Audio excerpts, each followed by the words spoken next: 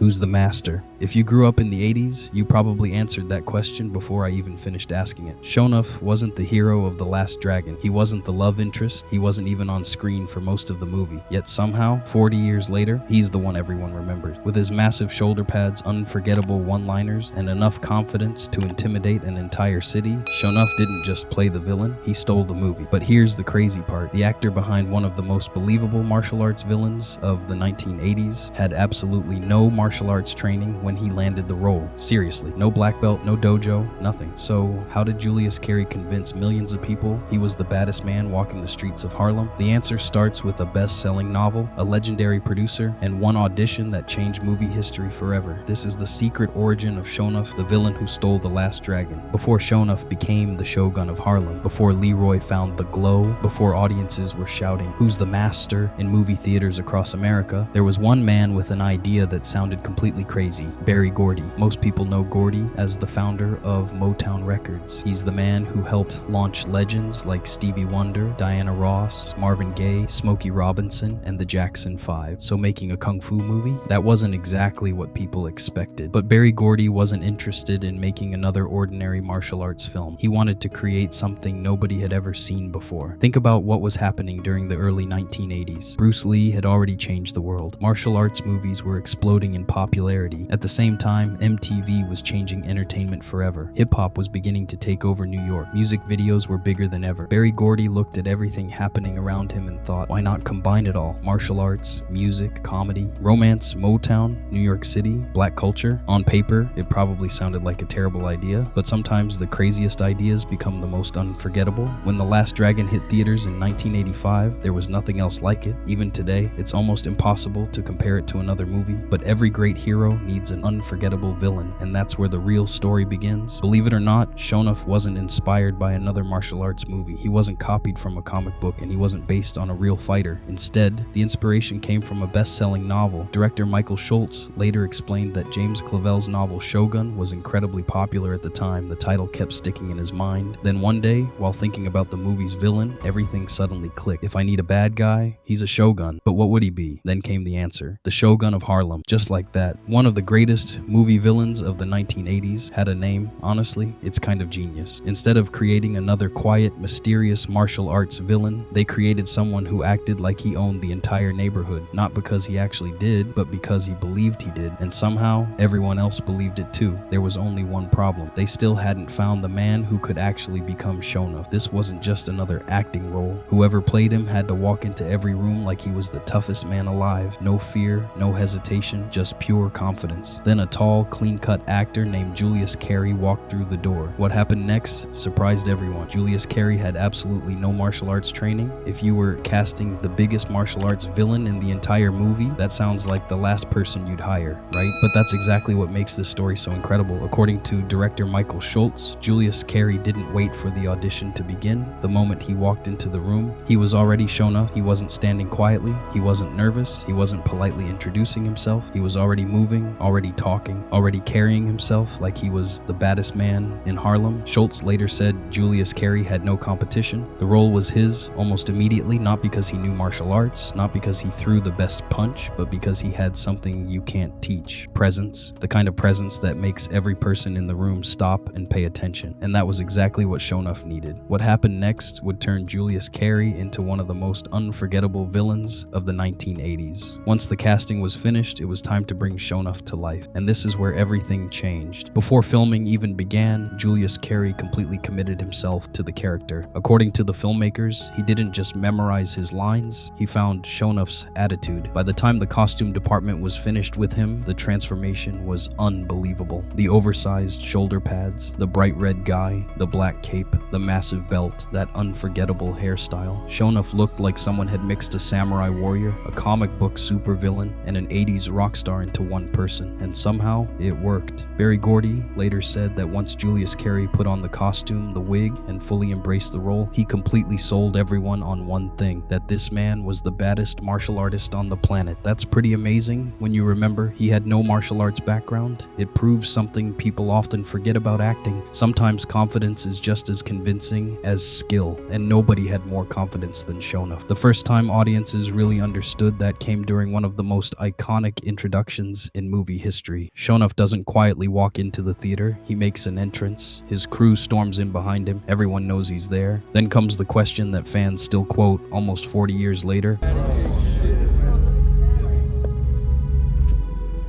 Am I the meanest? Sho'nuff. Am I the prettiest?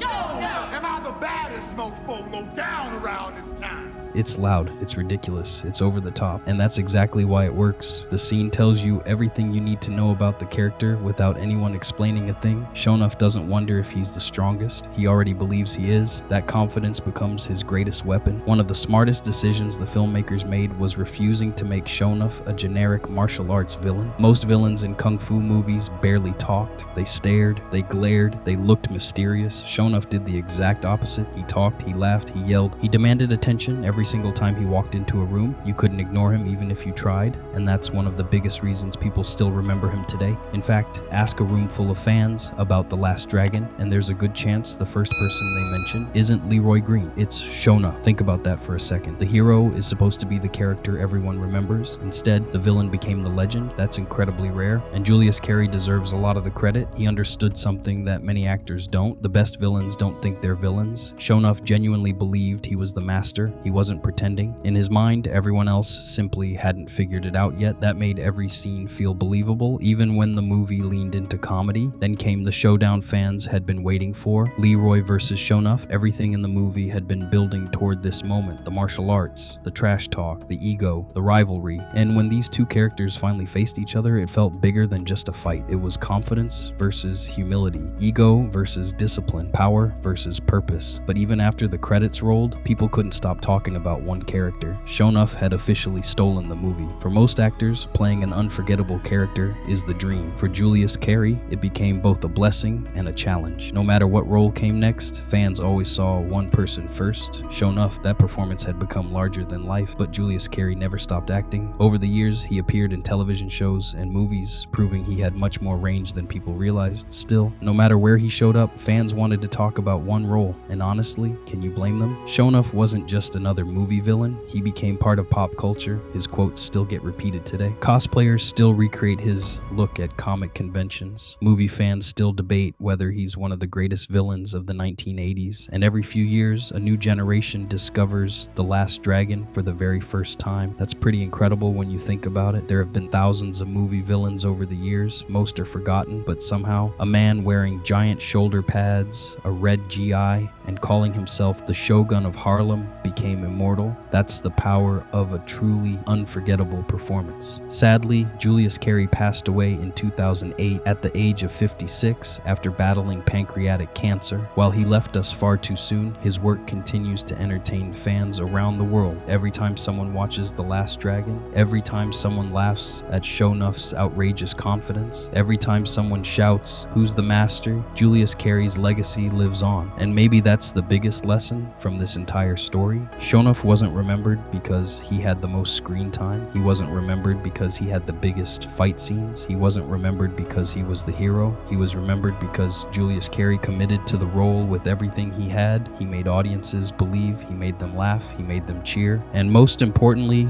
he made them remember. That's something every great actor hopes to accomplish. So the next time you watch The Last Dragon, pay close attention to every scene Sho'nuff is in. Notice the swagger, the voice, the body language, the confidence. Now remember, none of that came from years of martial arts training. It came from an actor who understood that the most dangerous person in the room isn't always the strongest. Sometimes it's the one who believes they are. And after nearly 40 years, one question still echoes through movie history. Who's the master? If you ask millions of fans, they'll all give you the same answer: Sho'nuff. If you enjoyed this story and want more behind-the-scenes secrets from the movies and stars that defined a generation, be sure to subscribe. Thanks for watching, and I'll see you in the next one.